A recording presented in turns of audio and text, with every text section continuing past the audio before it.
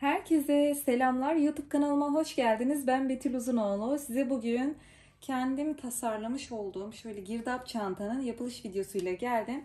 Bu çantanın yapılışını daha önce çok önce YouTube kanalımda yayınlamıştım. Fakat büyük boyuyla bu çantayı, yani büyük boy girdap çantayla bu orta boy girdap çantayı aynı video içerisinde yayınlamıştım.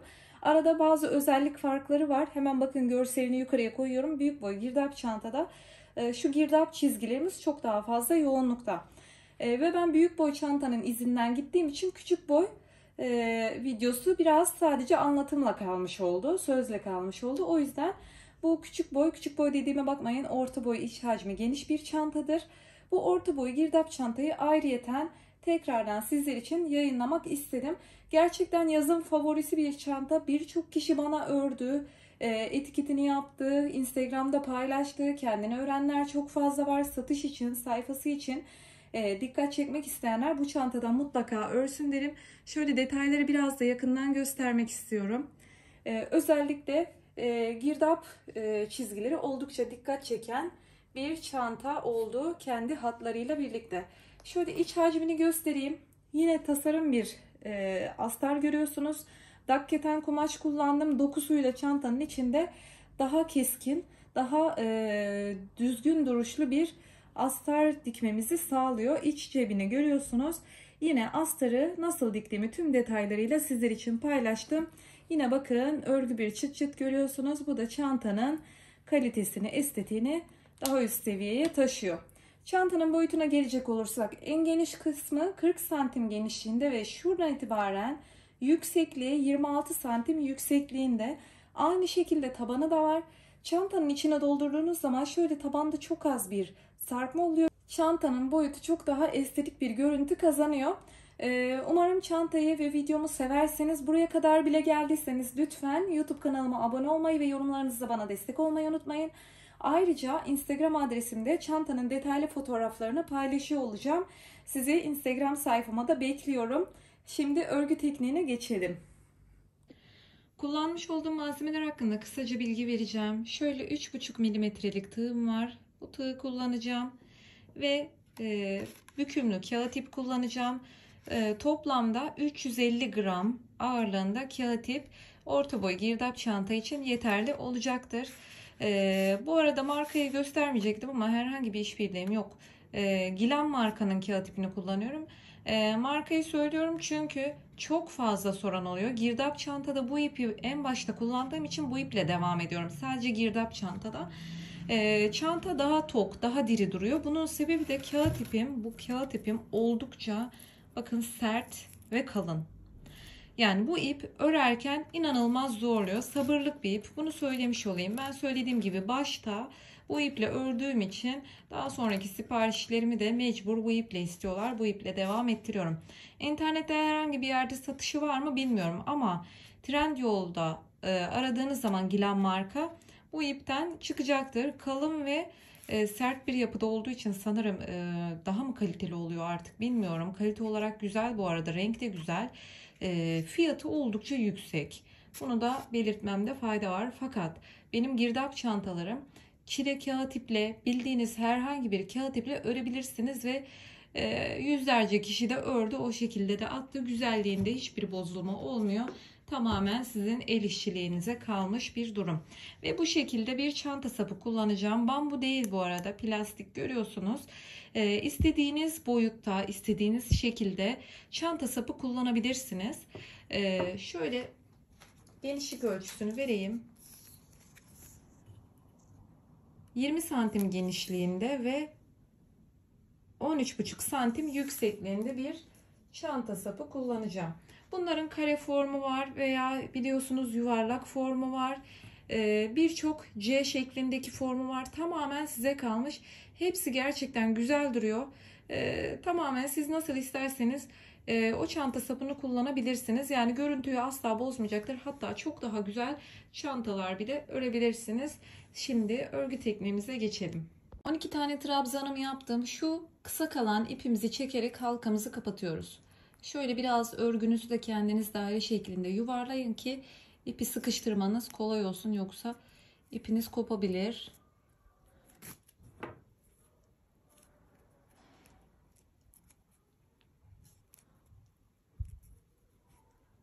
Evet.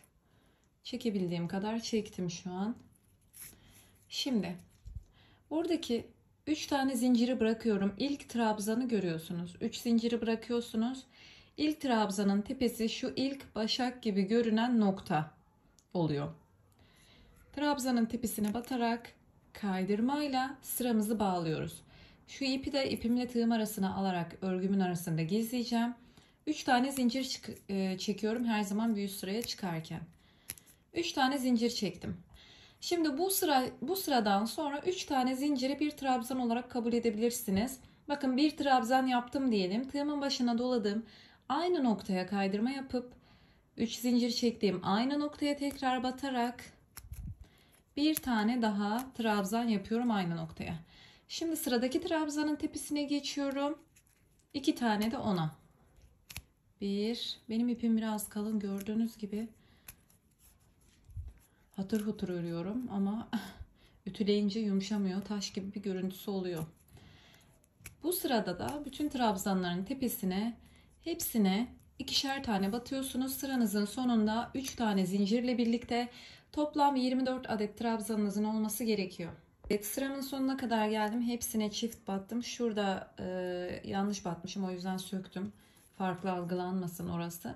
Şimdi bakın burada bir boşluk var gibi gözüküyor ama orası kaydırma yaptığımız bölüm. 3 tane zincire sayınca 24 tane yapması gerekiyor.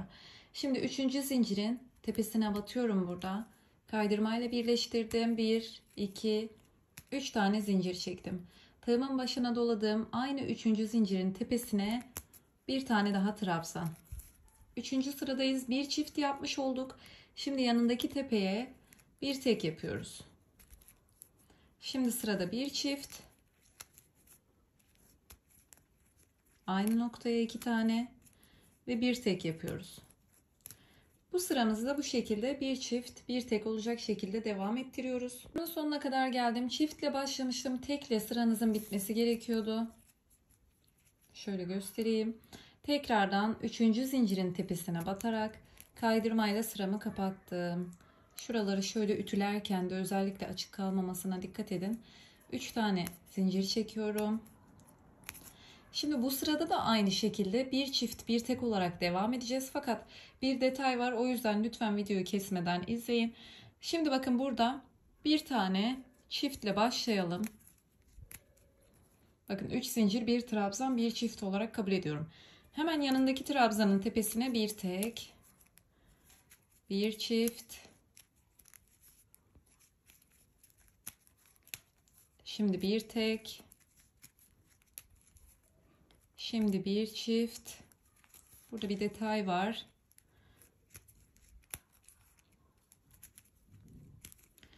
Şimdi bir tane çift yaptım. Burada şimdi bu sırada 3 tane çifti 2 tane noktada yan yana getireceğiz. Bunu yapmamızın sebebi de bu sıradan sonra motifimizi yuvarlaktan kareye çevireceğiz. O yüzden dört kenarında eşit olması için böyle bir artırma yapacağız.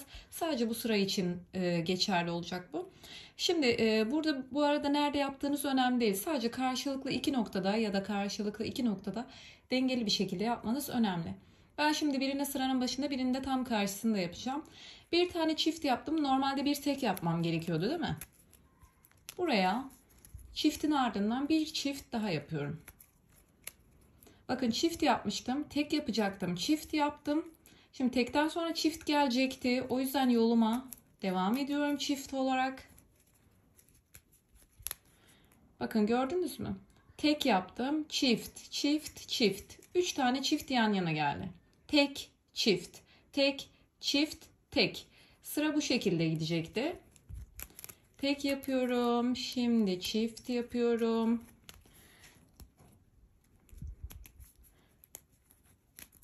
Şimdi tek. Bakın. Tek çift tek çift olacak şekilde şu üçlü trabzanların karşısına kadar ilerleyeceğim. Bir tane de burada yapacağız.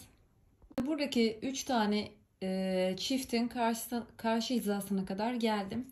Bakın bir tek bir çift olarak ilerledim. Bir tek yaptım. Şimdi sırada bir çift yapıyorum.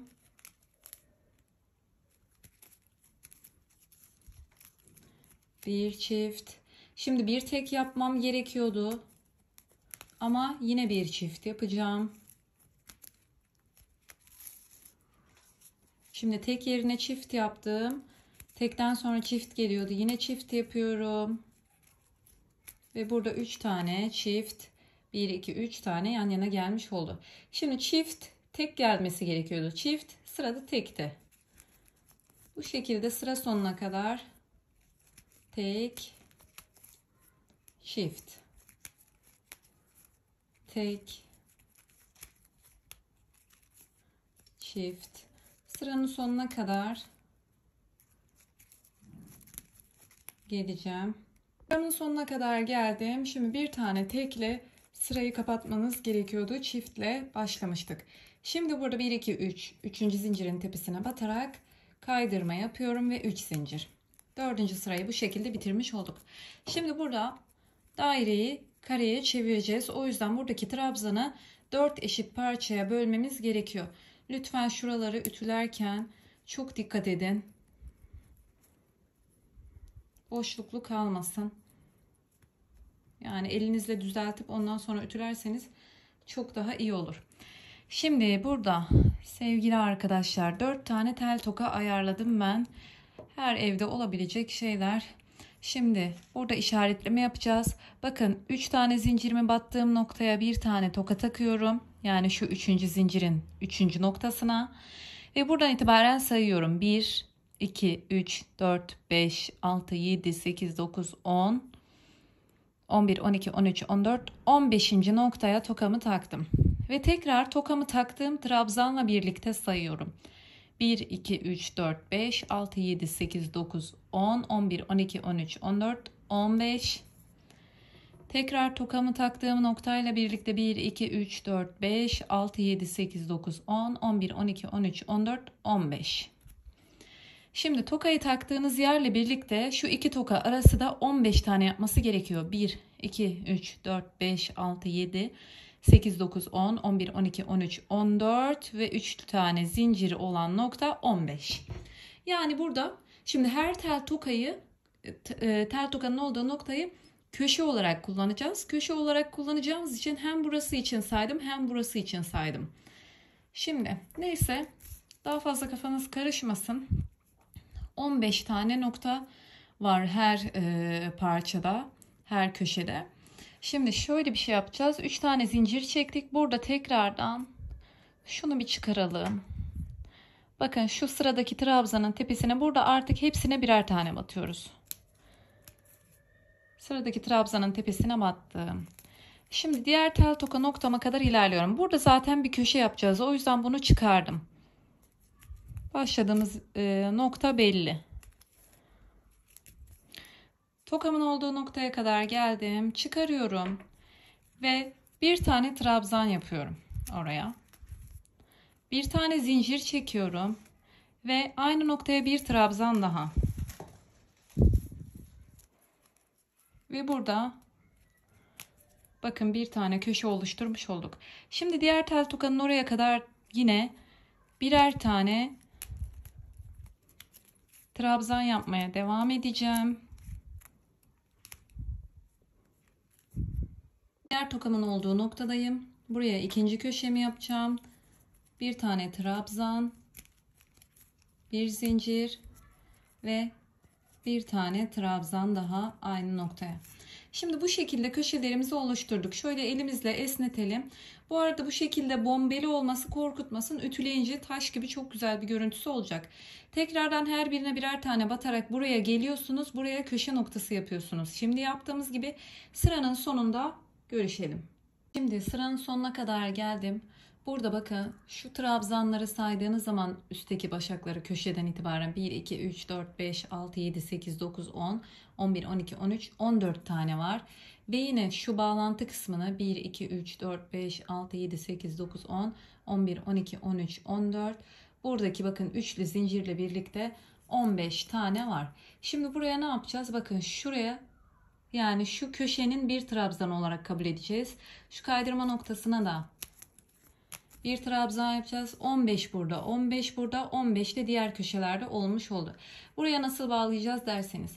Tığımızın şöyle yapalım. Bir tane zincir çekelim. Üçüncü zincirin tepesine batıp kaydırmayla birleştirdik. Ve 3 tane zincir çekiyorum. Başka bir şey yapacaktım da sonra karışıklık olur diye yapmadım. Şimdi 3 tane zincir yine bir trabzan yerine geçti. Ve hepsine sırayla birer trabzan yaparak sıranın sonuna kadar geliyoruz. Köşe noktasında bu sefer artırma yapacağız. Evet, şimdi köşe noktamın içine kadar geldim. Buraya 2 tane trabzan yapıyorum. 1 2 bir zincir çekiyorum ve 2 tane daha yapıyorum. Bundan sonra köşelerin içinde 4 trabzan olacak. Ortada da bir zincir olacak. Şimdi tekrar yoluma devam ediyorum. Şuradaki trabzanı atlamayın lütfen. Buraya geçiş yapmayın.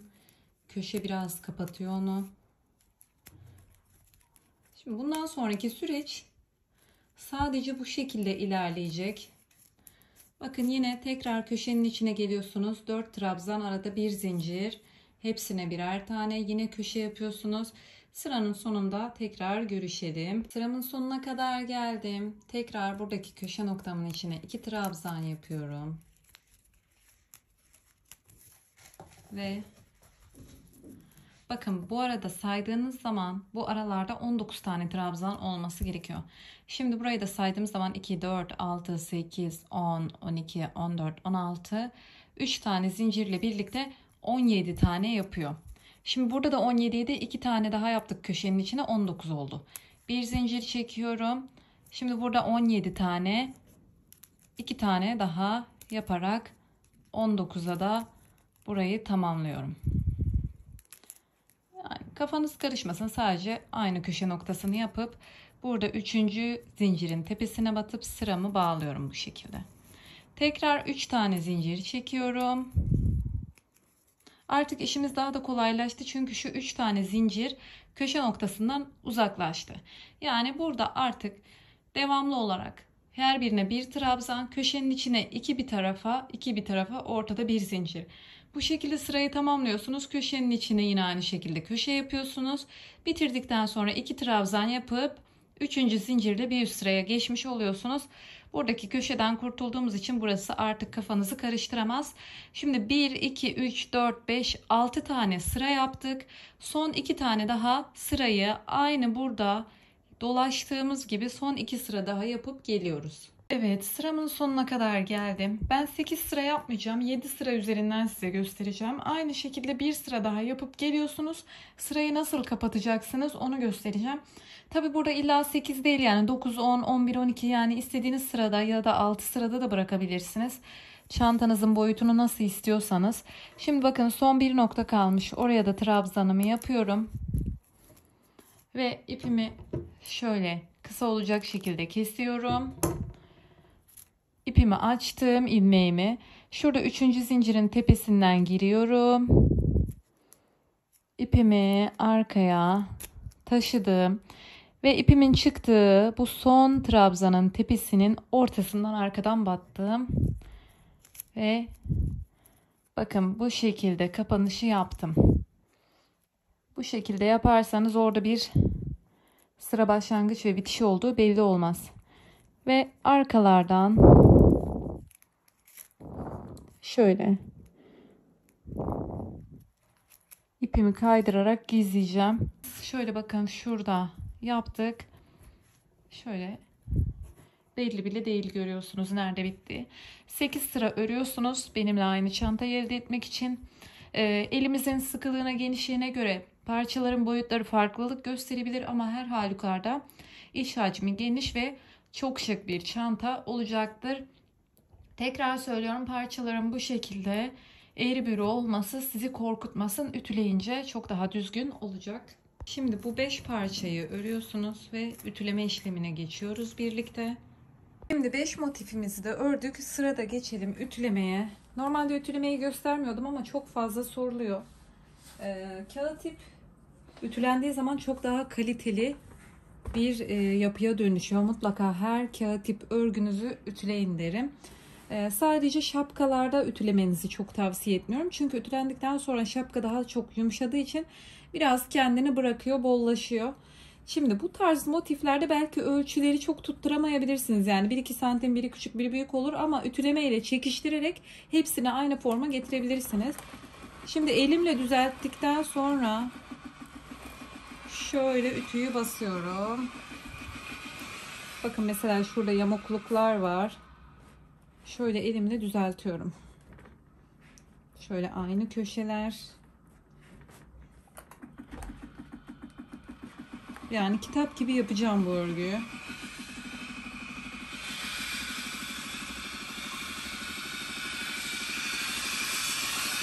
Bir de tersten.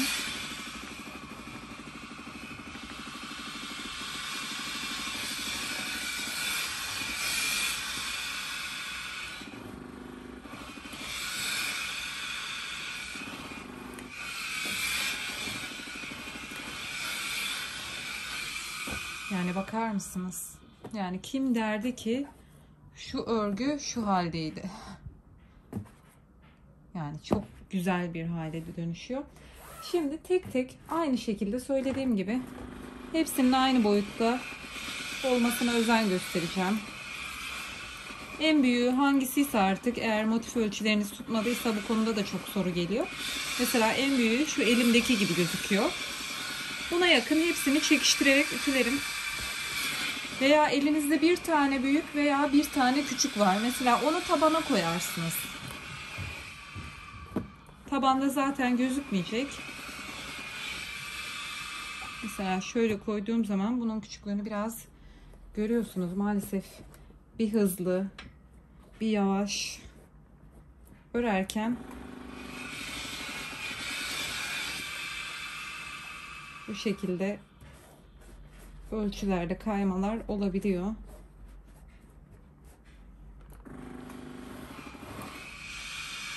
Ütüleme işlemini yaptıktan sonra bu şekilde çıkıntılar yapacağız çantamıza. Çantamızı asıl gösteren bu çıkıntılar zaten. Bu arada ben bu orta boy girdap çanta için tek bir daire yaptım. Ama isterseniz siz çantanızın boyutu fark etmez. Her boyutta kendini gösterecektir bu çıkıntılar. İsterseniz daha fazla yani, ama her iki trabzan arasında yaparsanız elleriniz acımaz. Her bir trabzan arasında çanta iyice küçülecektir. Her iki trabzan arasında daha fazla bu şekilde daire atabilirsiniz. Şimdi bunların yapılışını göstereceğim. Şöyle 4 tane motifime yaptım. Ne kadar güzel gözüküyor, bakar mısınız? Şimdi 5.'yi birlikte yapacağız. Şöyle çekelim. İpimizi alıyoruz. Şöyle bir tane ilmek oluşturuyorum. İlmeğimi çıkardım. Sıktım güzelce. Ve şimdi şöyle saydığım zaman 1, 2, 3, 4. Dördüncü trabzanın, yani yuvarlağın bitip karenin başladığı, şu köşelerin başladığı şu aralıktan 1, 2, 3, 4 şöyle katlayarak alıyorum. Ve şuradan köşemin içine doğru bakın tığımı batırdım. Şöyle. İlmeğimi aldım, taktım, çıkardım ve zincir çekme işlemini kapattım. Şu fazla kalan ipi de arkada örgümün içinde gizleyeceğim. Şöyle, hatta ipimi evet sıkıştırayım.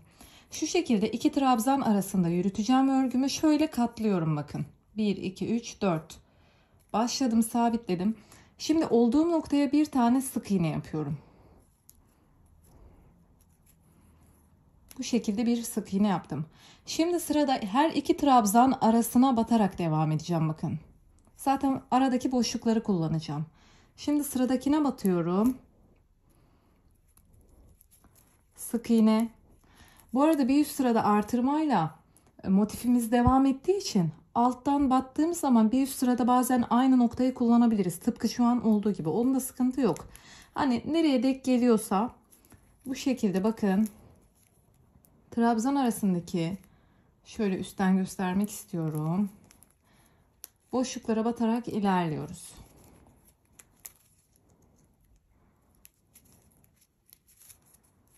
Devam ediyorum. Köşeye kadar gelelim.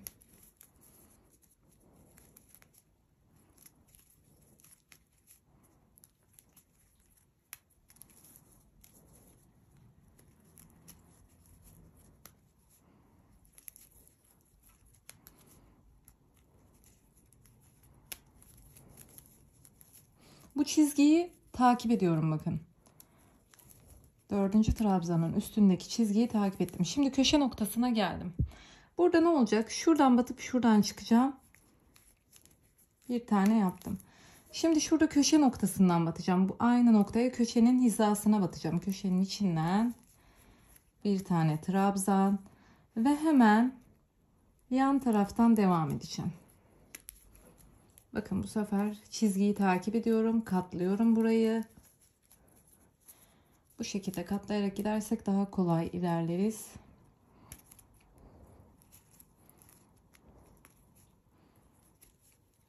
Evet. Nasıl görünüyor bakalım. Şöyle bakın, çizgiyi devam edeceğiz. Köşenin içine batacağız. Hiçbir farkı yok. Sıranın sonuna kadar geleceğiz. Sıramın sonuna kadar geldim. Şöyle batmam gereken bir noktam kaldı. Şöyle oraya da battım, oradaki boşluğa. İpimi kısa olacak şekilde kesiyorum. Açtım. Ve şurada ilk yapmış olduğum sık iğnenin tepesi var bakın. Arkadan batıyorum oraya. Şöyle battım. İpimi tığıma doluyorum. İpimi arkaya taşıyacağım buradan.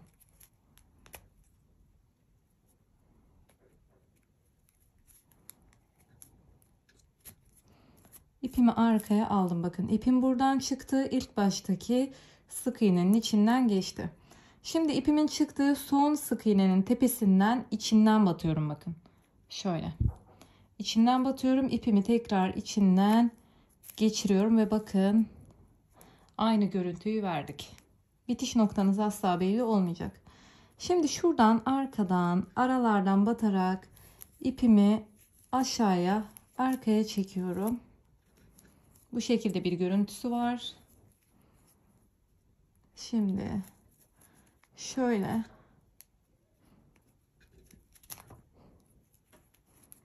birkaç kere doluyorum ipimi. Yani buraya sabitlemem gerekiyor. Tekrar son kez dolayalım ve halkamın içinden geçirerek sabitleyelim. Düğüm atmış oluyorum. Fazla kalan ipi keselim. Şimdi şöyle bir görüntüsü oldu. Şöyle esnetelim. Çünkü toparlanmış olacak. Esnetiyoruz. Ve içe doğru bakıyor ya. Biraz böyle sık iğneleri kaldırın. Dışarıya doğru açın. Açtık. Evet. Bu şekilde görünmesi gerekiyor. Ben genelde, yani boş vermeyin, bence yapın. Bu şekilde üstüne ütü bastırmadan buhar vererek böyle elimle tekrar ütüyü de düzeltiyorum. Daha güzel bir formu oluyor.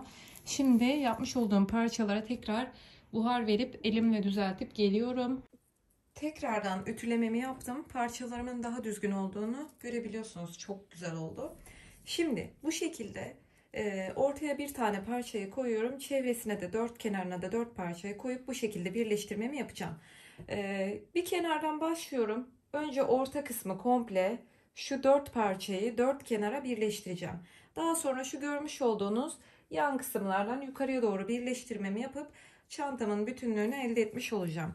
Şimdi bu şekilde ipimi alıyorum. Tekrardan bir tane ilmek oluşturuyorum.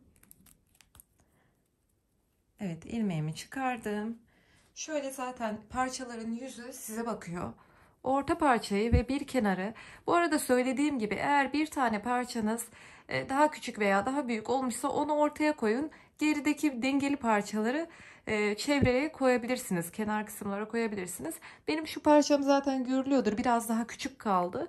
O yüzden onu ortaya yerleştirdim. Şöyle bakın. Böyle parçalarımın ön yüzü dışarıya bakacak. Şimdi şuradan köşe noktasından, hemen köşe noktasının bakın yanındaki ya da köşenin içinden batalım. Köşenin içinden batıyorum. Bakın bu şekilde ilmeğimi arkadan alarak bir tane zincir oluşturdum. Şu fazla kalan ipimiz de var ya, iç kısma taşıyalım. Örgümüzün içinde yürütelim onu. Sabitleyelim. Şu görmüş olduğunuz trabzanların tepelerine karşılıklı batarak sık iğneler yapacağım. Bu şekilde trabzanların tepelerine batıyorum. Sık iğne.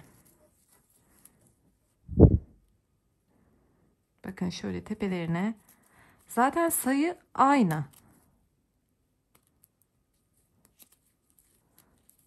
Trabzan sayısı aynı oluyor. O yüzden bu şekilde karşılıklı batarak giderseniz eşit bir şekilde kenarı bitirmiş olacaksınız. Evet, sıramızın sonuna kadar bu şekilde şöyle açtığınız zaman şöyle bir görüntüsü olacak. Sıranın sonuna kadar sabitleyip geliyorsunuz. Sıramın sonuna kadar geldim, birleştirmemi yaptım. Bakın son trabzan tepesi kaldı. Onlara da karşılıklı batarak sık iğnemi yaptım.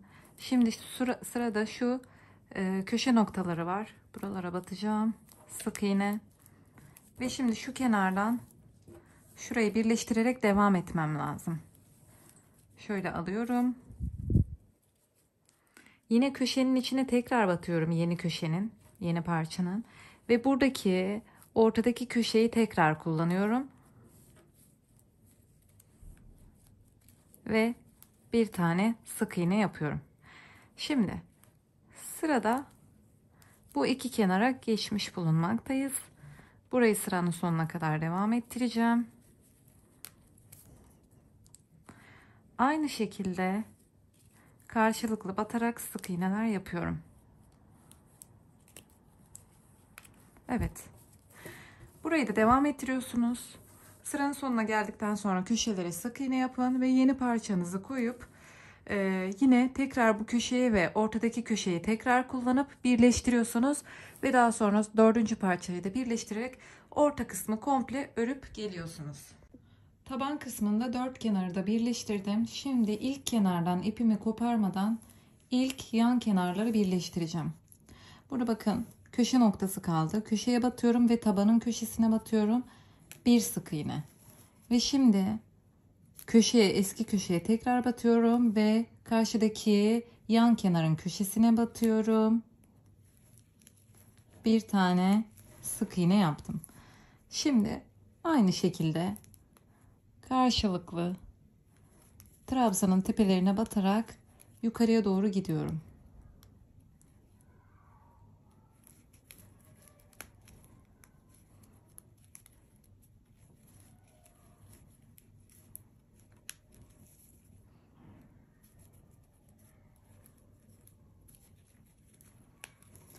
Bu şekilde devam ediyoruz sıranın sonuna kadar. Kenar kısmını da tamamladım. Son iki tane trabzan tepem kaldı. Şöyle bakın, sık iğnelerle son iki trabzan tepesini yaptıktan sonra şöyle köşelerin içine batarak son sık iğnemi yapıyorum ve iyice sıkıyoruz. Burayı iyice sıkın, buradaki sık iğneyi, ve bir tane zincir çekip bunu da iyice sıkın. İp kopmasın, dikkat edin. Ve şöyle ipimi kesiyorum. Şöyle açarak iyice sıkıştırıyorum ilmeği. Ve buradaki ipi şöyle şuradan iç kısma doğru gizleyeceğim. Sıkışmasını sağlayacağım. Evet.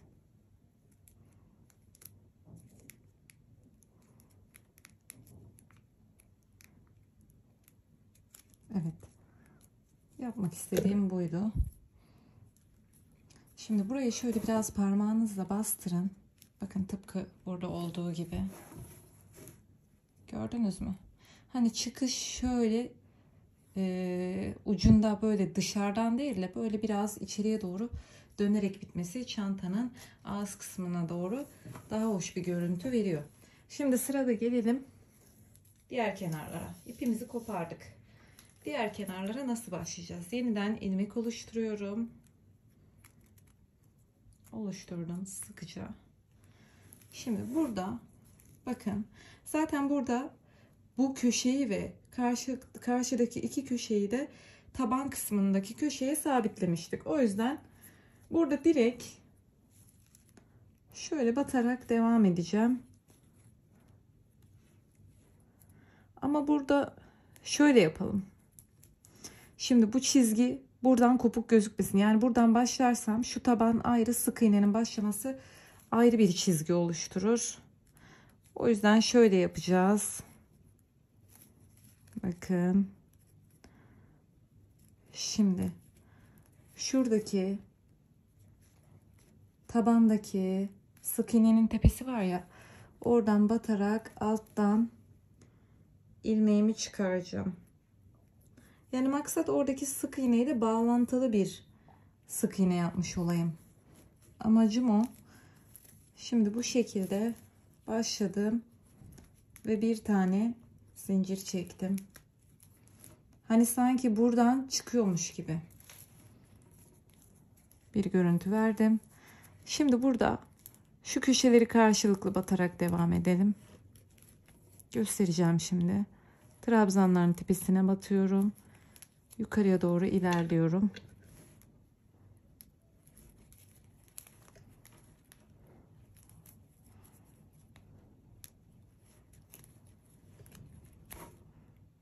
Evet, ipim kalın. Örmesi bazen zorlayabiliyor. Söylemek istediğim şuydu. Sanki şöyle sık iğnelerimi düzelteyim. Sanki buranın bir devamıymış gibi. Buradan çıkıyormuş gibi. O yüzden burayla birleştirdik. Şimdi aynı şekilde sıranın sonuna kadar bağlayacağım. İpinizi kesip geziyorsunuz ve diğer iki kenarı da aynı şekilde birleştirip geliyorsunuz. Evet, çantamızın bütün parçalarını birbirine birleştirdik. Bakın çok güzel bir görüntüsü oldu. Bütün parçalar kareden oluştuğu için oldukça iç hacmi geniş bir çantamız oldu. Dışarıdan orta boy gibi gözükse de iç hacmi oldukça geniş. Şimdi sırada çantamızın ağız kısmını düzeltmeye geldik. Tekrardan ipimi alıyorum. Bir tane ilmek çıkaralım. Şöyle sıkıyorum. Şimdi şuradan köşenin içinden, hatta içinden değil de şu trabzan tepesinden batarak başlayalım. Herhangi bir köşeden başlayabilirsiniz. Evet, bu şekilde bağladım sıramı. Şimdi aynı yere sık iğne. Hemen yanındaki tepeye sık iğne.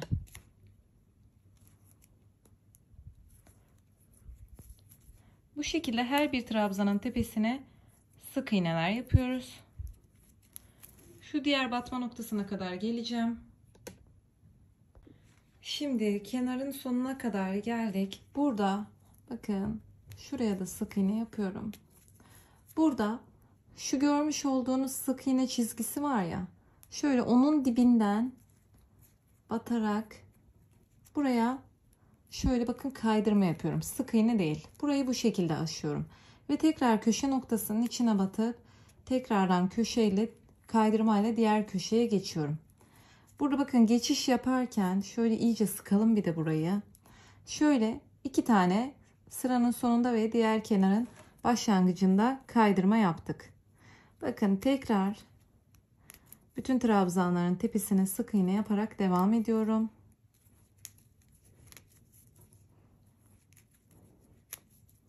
Şimdi diğer son noktaya kadar gelince, yani kenarın sonuna kadar gelince tekrardan şu araya batın kaydırma ve köşenin içine batın kaydırma. Bunu yapmamızın sebebi sadece şu bitişte ve başlangıçta kaydırma yapacağız ki şu oval görüntüyü kaybetmemek için. Çünkü çantanın zaten başta yuvarlak başladık, sonra kareye çevirdik ama başta yuvarlak başladığımız için oval bir görüntüsü oldu. Bu çantanın o ağız kısmının oval durması çantanın özelliğinden biri. O görüntüyü bozmamak adına sadece sıranın bitiş ve başlangıcında bu şekilde kaydırma yapıyorsunuz. Sıranın sonuna kadar geliyorsunuz.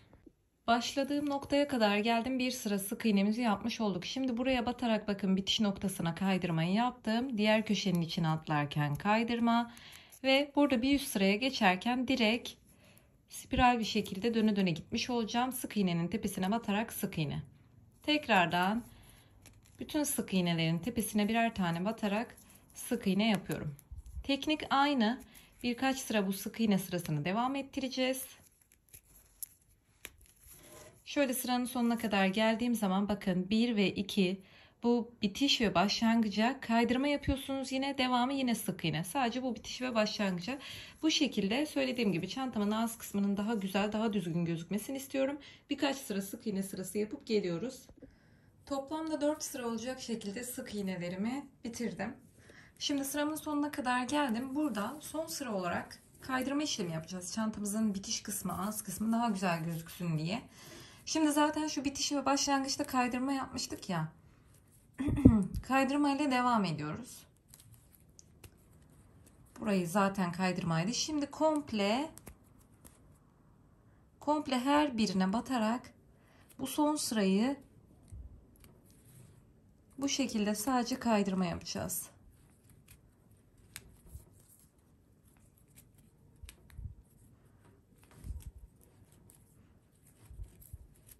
Evet, bakın bu şekilde bir görüntüsü oluşacak. Komple dolaşıp geliyorum. Sıramın sonuna kadar geldim. Kaydırma işlemini yaptım. Bakın burada şöyle 2 tane kaydırma var. Şöyle ilmeğimizi arkaya taşıyalım.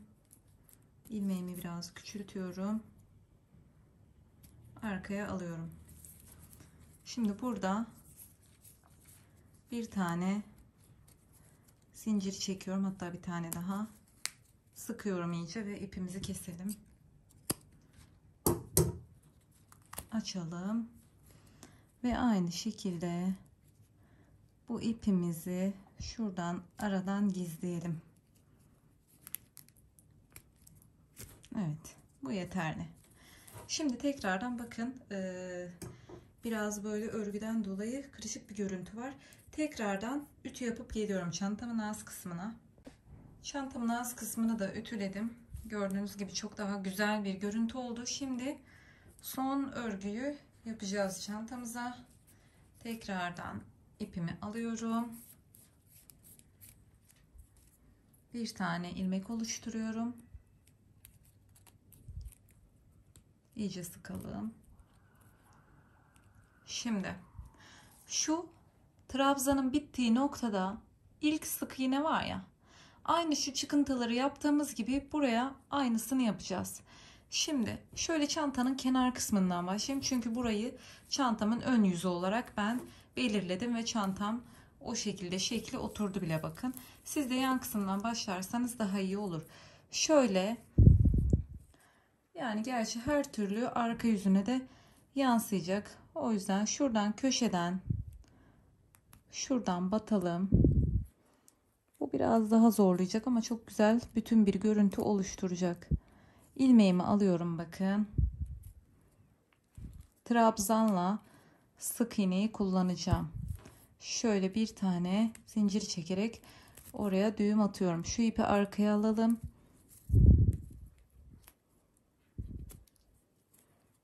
Arkaya aldım. Örgünün arasında arka tarafta gizleyebilirsiniz. Şimdi sırayla bakın, her trabzanın olduğu noktaya batıyorum. Şöyle aradan, bakın trabzan arasından tığımı çıkardım, sık iğne. Şöyle katlayalım hatta, bakın, evet, böyle daha iyi. Daha hızlı ilerlersiniz. Her trabzan boşluğundan ve üstteki sık iğnenin arasından batıyoruz.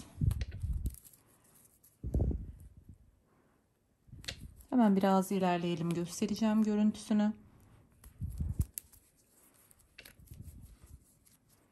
Şöyle katlayarak gidersek daha iyi olur. Evet. Şu şekilde bir görüntüsü var. Bunu biraz daha şöyle yukarı doğru çevireceğiz. Şöyle karşıya bakacak, bakın. Şimdi buraya kenar kısma kadar geliyoruz. Sıranın sonuna kadar geldim. Şöyle bir görüntüsü oluştu. Bakın burada yine aynı şekilde şu köşenin içinden ve üst trabzandan çıkıyorum. Devam ediyoruz.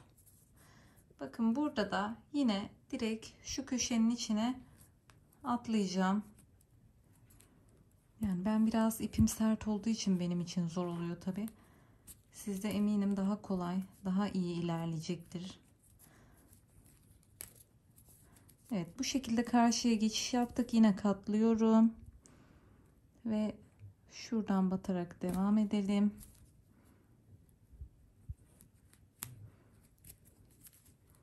Şimdi o geçtiğimiz köşe kısmı nasıl gözüküyor onu göstereceğim.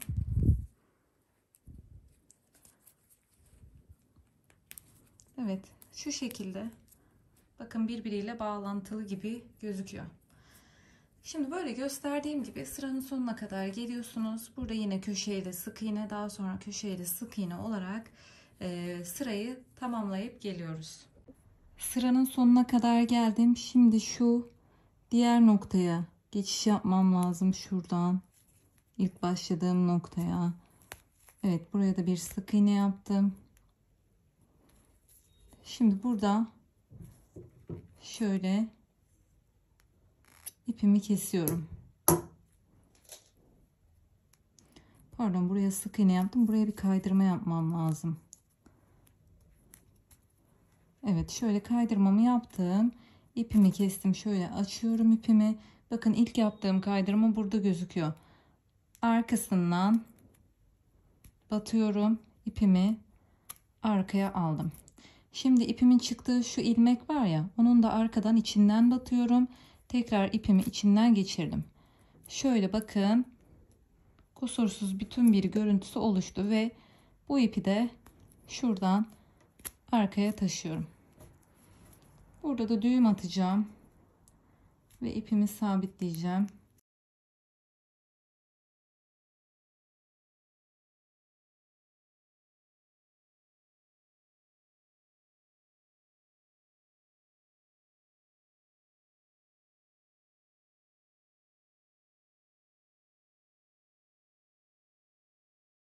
Şöyle çıkıntıları bu arada örgü yönünüzden dolayı şöyle aşağıya doğru eğilecek. Siz bu şekilde yukarıya doğru yapmış olduğunuz kaydırmaları kaldırın. Sık iğneleri. Pardon, sık iğneleri kaldırın. Şimdi şöyle bakın, bir yandan da esnetebilirsiniz düzgün bir görüntüsü oluşması için. Bakın şöyle çok tatlı bir görüntüsü oluştu. Sırada geldik astarımızı dikmeye. Ben belli bir noktaya kadar diktim geldim. Şimdi size nasıl yaptığımı anlatacağım. Bir tane uzun bir kumaş alıyorsunuz. Yani kumaşınızı alıyorsunuz. Böyle ikiye katlıyorsunuz bakın. Ortadan ikiye katlıyorsunuz. Ve daha sonra şöyle çantanızı koyup üzerine bakın tabanından şöyle gövdesinden tutarak çantanızın bu şekilde uzunluğu kadar şöyle astarınızda pay bırakmanız gerekiyor. Hatta uzunluğunu 2-3 santim geçecek ki dikiş payı kalsın. Böyle bastırdığınız zaman ikiye katladığınız noktadan ağız kısmında 2-3 santim kalması gerekiyor. Şöyle yanlara doğru katladığımız zaman bakın yine tam uzunluk almaya çalışıyorum. Genişlik almaya çalışıyorum. Yanlardan 1-2 santim dikiş payı kalacak şekilde de yanlardan kesiyorum. Ve bu şekilde ikiye katlayıp yanlardan çantamın bakın tam şu görüyor musunuz? Çantamın ağız kısmı kadar dikişin olduğu nokta. Tam çantanızın içine oturacak şekilde yan kısımlarından dikişlerinizi atıyorsunuz. Çantanızın gövde astarı için ilk adım bu kadar. Şimdi cebini anlatacağım. Cebi içinde bakın cebi sadece cep kısmını büyüklüğünü ayarlarken dikkat etmeniz gereken nokta şöyle çıt çıt gelecek buraya. Çıt çıtı düşünmeniz gerekiyor. Ve daha sonra yani şöyle içinden göstereyim. Şimdi şuraya çıt çıt gelse. Şöyle koyduğum zaman bakın çantanın tabanına kadar gelse yeterli şöyle.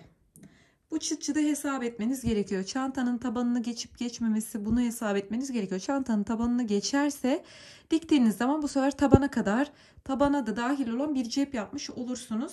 Buradaki duvar cep büyüklüğü önemli. Çantanıza göre kesmeniz önemli. Neyse kumaşınızın ölçüsünü ayarladıktan sonra kesiyorsunuz. Daha sonra bakın bu şekilde ikiye içe katlayarak dikişinizi atıyorsunuz komple bütün çevresine. Yine aynı şekilde dikdörtgen bir parça kesiyorsunuz aynı uzunlukta. Onu da yine bakın gözüküyor mu bilmiyorum. Şöyle katlayarak dikişini atıyorsunuz ve yanlardan da katlayarak o kumaş kestiği görüntüsünü arkaya dikmiş oluyorsunuz. Şimdi bu şekilde iki parçayı dikişlerle bitirdiniz böyle. Daha sonra araya da fermuarı koyuyoruz. Alta bunu dikişini atıyoruz. Üstüne de bunun dikişini atıyoruz. Bu şekilde kapatmış oluyoruz. Astarımızın Tamamen dikişini bitirdikten sonra içine koyup söylediğim gibi çıt çıt boyuna göre astarımız, iç cebimizde astarımıza sabitleyeceğiz. Şimdi burada yapmamız gereken, yanlardan dikişleri attık. Şimdi sırada taban derinliğini ayarlayacağız. Onu da bakın şu şekilde dikişleri bir araya getiriyorum. Şöyle katlayarak gidelim. Evet. Böyle mektup şeklinde dümdüz bakın katlamanız gerekiyor. Şimdi çevirelim. Taban genişliğimin ölçüsünü alacağım. Bakın şuradaki genişliği alsam yeterli. Şöyle 19 santim, 18-19 santim genişliğinde çizmem yeterli. Şöyle çekiyorum. Şöyle bakın şu kısım, yani düz tutmamız gerekiyor aynı zamanda. Evet, bu kısım dikiş atılacak olan kısım. Aynı şekilde üst tarafı da. Dak keten kumaş kullandım bu arada. Siz de istediğiniz kumaşı kullanabilirsiniz. Yine burayı da 18 santim olacak şekilde çiziyorum. Tam bu sabunun çizginin üzerinden dikişimi atacağım. Buraya dikiş attıktan sonra otomatik olarak böyle açtığınız zaman bakın şöyle bir görüntü oluşacak. Taban derinliği, orada da dikişler olduktan sonra taban derinliği otomatik oluşacak. Daha sonra çantanızın içine yerleştirin ve ağız kısmına kadar, bakın şöyle çantanızın sapının dikileceği kısım da var. Çantanızın şu hizasına gelse yeterli. Şöyle geçse yeterli. Burayı isterseniz elle daha sonra oval bir şekilde sabitleyerek geçebilirsiniz. Ama şuradan şu hizanın altında kalmasın. Yani içine oturttuğunuz zaman bu hizanın altında kalmaması gerekiyor. Çantanızın ağız kısmını da çantanın içine koyarak belirledikten sonra şöyle düzgün bir dikiş atarak astarı tamamlıyorsunuz. Evet, astarımı da diktim geldim. Bakın arkasına doğru katladım, dikişimi yaptım ve bu şekilde kenarlardan, dört bir kenardan çantamın içine de iç cebini sabitledim. Bu şekilde yerleştirdim. İkiye katlayarak yan kısımlara bakın tespit edebilirsiniz. Buraları tokayla tutturdum kaymaması için. Ve şöyle herhangi bir noktadan başlayacağım. Şöyle içine iyice yerleştirelim. Kenar noktasına yakın bir yerden başlarsam daha iyi olacak. Şimdi bakın burada şöyle düz bir şekilde, bakın şu şekilde geçeceğim burayı. Görüyor musunuz? Kenardan başlıyoruz. İğnemi ipimi hazırladım. Genelde dikişimi şu arkadaki noktadan yapmaya çalışacağım. Şöyle batıyorum. Arka tarafa geçtim. Şimdi ön tarafa geçerken önden ipinizin gözükmemesine dikkat edin. Ve tekrar arkadan şöyle batıyorum.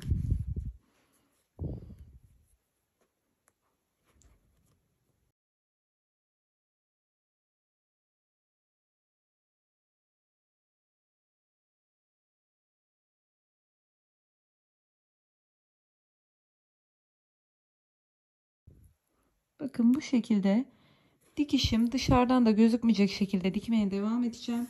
Söylediğim gibi şuraya geçtiğim zaman şöyle aynı hizada dümdüz olacak şekilde, şöyle hatta belki biraz iç cebimi bozmadan şöyle yukarıya doğru kaldırarak dikebilirim. Ona bir bakarsınız. Şöyle dikişiniz devam ettikçe eğer iç cebinizin görüntüsü bozulmayacaksa biraz daha yukarıya kaldırarak şuradaki kısmı da astarla kaplayabilirsiniz. Komple astarı sabitleyip geliyorum. Şimdi size anlattığım şekilde çantamın astarını sabitledim. Bakın şöyle çok tatlı bir görüntüsü oldu. Çok güzel oldu. Çantamın tam ağız kısmını izleyerek bu şekilde sabitlememi yaptım. Sadece üstteki kaydırma noktasını bıraktım. O da şöyle çantamın sapını Daha sonra sabitlemek adına buradaki ilmekleri kullanacağım. Deri etiketimi de tam görmüş olduğunuz noktaya sabitledim iğne ip yardımıyla. Şimdi ilk çanta sapımı kendim sabitledim. Diğerini birlikte yapalım. Bu arada istediğiniz çanta sapını kullanabilirsiniz demiştim. Sizinki kare olabilir, yuvarlak, dikdörtgen fark etmez. İster arka taraftan sabitleyin bu şekilde görünsün. Ya da kare kullanıyorsanız direkt altını komple sabitleyebilirsiniz. Ben sadece şu iki boğumu kullandım. Şimdi bu şekilde iki kat olacak şekilde iğne ip, evet düşürdüm. İğne ipimi hazırladım. Bu arada kısa bir ip kullanmayın. Yani kısa bir noktayı saracağız gibi gözüküyor ama oldukça ip gidiyor. Şöyle yaklaşık 70-80 santimlik ipimi iğneme taktım ve iki kat olacak şekilde kullanacağız. Şimdi tam şöyle orta kısma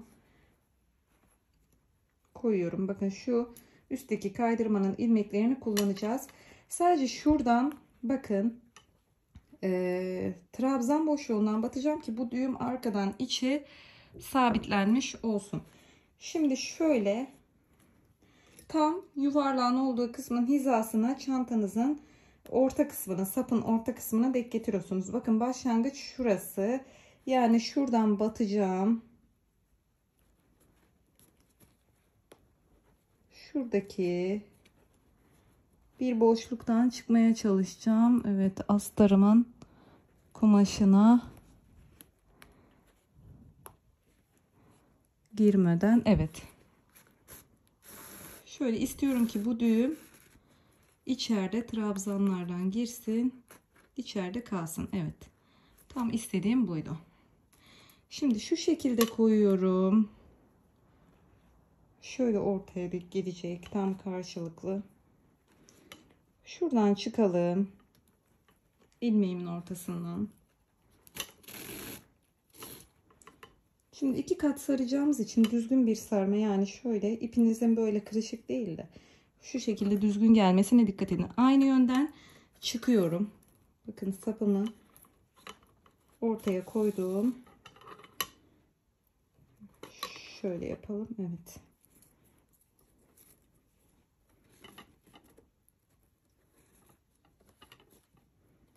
Ben şu iki boğumu sabitleyeceğim sıkı bir şekilde.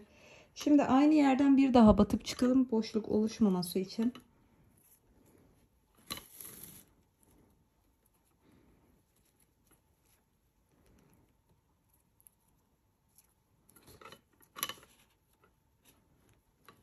Böyle sıkıyorum. Şimdi hemen yan tarafa geçiyoruz. Yan taraftaki orta noktadan batacağım.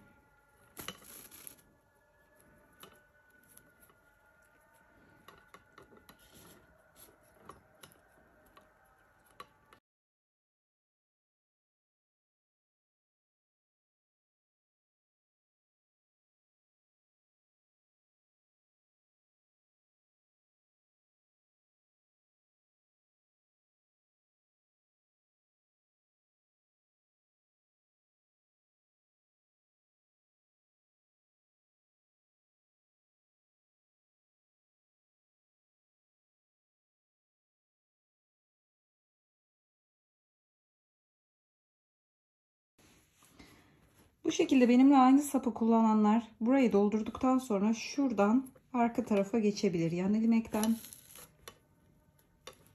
Bu sefer şöyle sarmaya başlayacağız.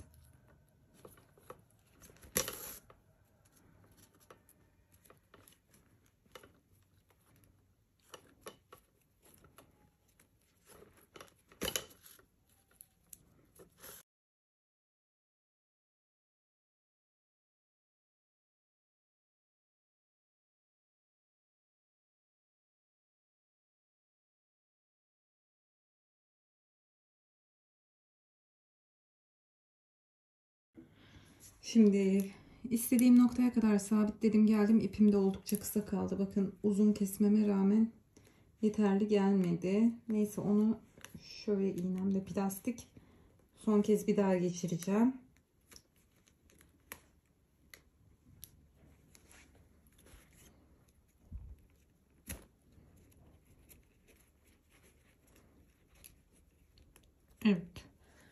Şuradan keselim. İç taraftan bir ilmeğe bağlayacağım. Onu da şöyle yapacağım. Bir tane ilmeği şuradan, bir tane ilmeğin içinden geçireceğim. Bir tane ipi, ilmeği diyorum. Evet. Şimdi burayı bağlayalım.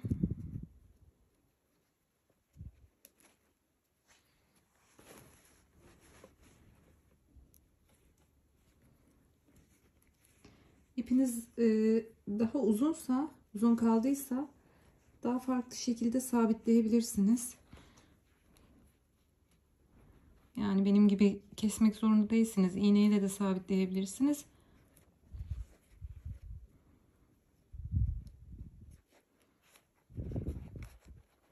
Evet, bu şekilde 2 kere üst üste bağladım. Şimdi tığ yardımıyla içeriye taşıyacağım bu ipleri.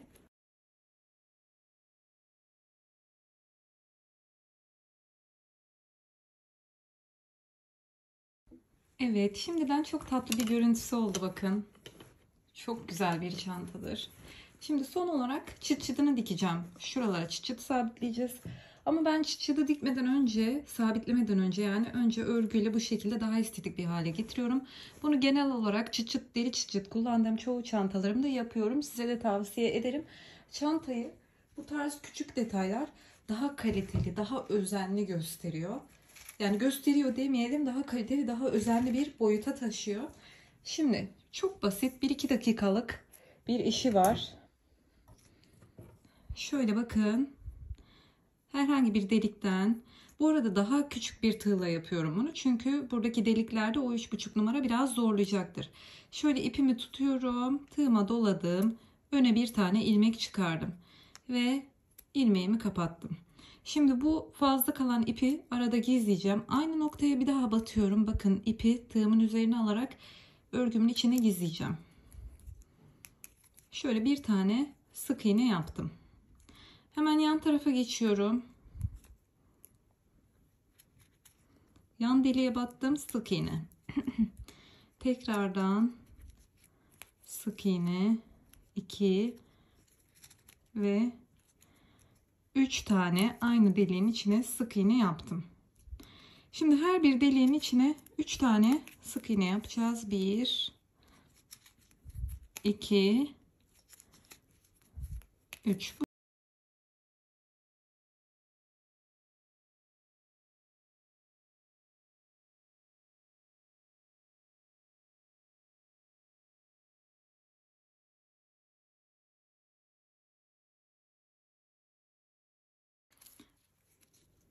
Evet, sıramın sonuna kadar geldim. Şöyle bastırın. Bastırarak düzeltin. Ve şimdi son noktanın içine de tekrar batıyorum. Başladığım noktaya yani. Bir tane sık iğne yaptım. Şimdi ipimizi kısa olacak şekilde keselim. Şöyle açtım. Bakın şuradaki sık iğne tepesinden arkadan battım. İpimi arkaya taşıyacağım. Arkaya taşıdım. Ve ipimin çıktığı sık iğnenin arkadan ortasından batıyorum. Tekrar ipimi içinden geçiriyorum. Burada şöyle bir sık iğne tepesi görüntüsü veriyor bitiş. O yüzden bu tekniği kullanmayı çok seviyorum. Şöyle bakın, hiç başladığı bittiği nokta belli olmuyor. Şöyle aralardan ipimi gezdirerek gizleyeceğim. Fazla kalırsa kesebilirsiniz.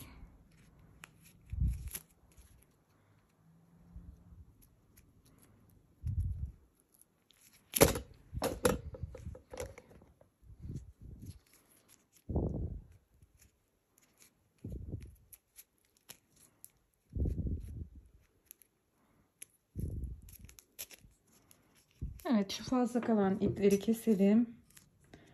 Makasım da ne kadar büyük değil mi? Kumaş makası kullanıyorum. Diğer makaslarım, ip makasları, küçük makaslar o kadar küteldi ki hiç sevmiyorum kesmeyen makası. O yüzden. Şimdi bakın ne kadar farklı bir görüntüsü oldu, görüyor musunuz? Çok güzel oldu ya. Şöyle. Bu arada şu örgü tekniğimiz, yani sık iğneyle kapladığımız için burada bir kabarıklık oluşuyor gördüğünüz gibi. Eğer çıt çıtınız kapanmazsa mutlaka şöyle bastırarak bir ütü çekin. Ütüledikten sonra çantaya sabitleyebiliriz. Örmüş olduğum çıt çıtları ipim biraz kalın olduğu için ütüledim. Bir tanesine bakın bu şekilde sabitledim.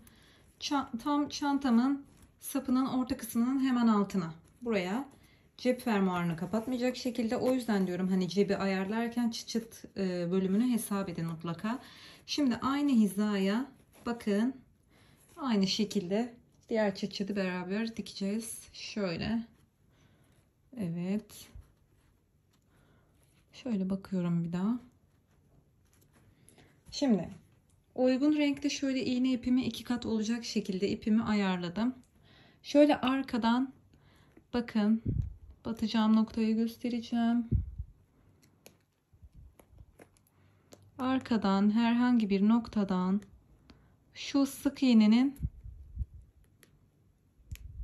bakın şu tepesini görüyorsunuz değil mi? Onun hemen altından çıkıyorum. Bu sık iğne başakların, yani şu sık iğnelerin tepelerinin arasından batarak devam edeceğim. Şöyle sıkıştırıyorum. Sıra bunun altından çıkacağım.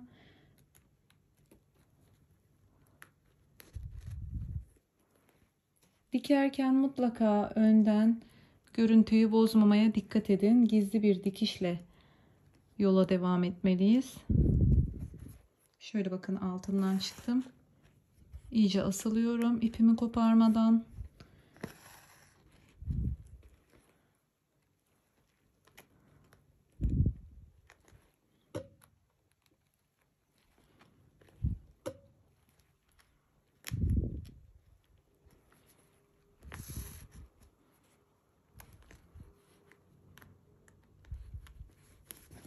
Evet, bu şekilde çıt çıtımı komple sarıp geleceğim. İsterseniz daha sağlam olsun derseniz 2 katta yapabilirsiniz.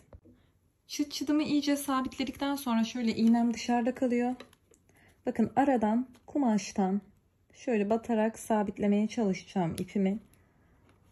Şöyle tepesinden iğnemin bir kere doladım. Sıkıyorum ve hemen kumaştan yine farklı bir noktaya batarak aynı şeyi tekrar ediyorum. Evet. Şöyle ipimi de biraz arada gezdireyim.